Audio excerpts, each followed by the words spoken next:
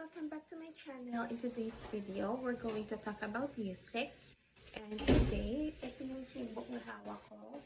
So, ito yung music stand. So, binili ko to sa Shopee. Hindi to sa akin. Gagamitin ko lang for the sake of this video.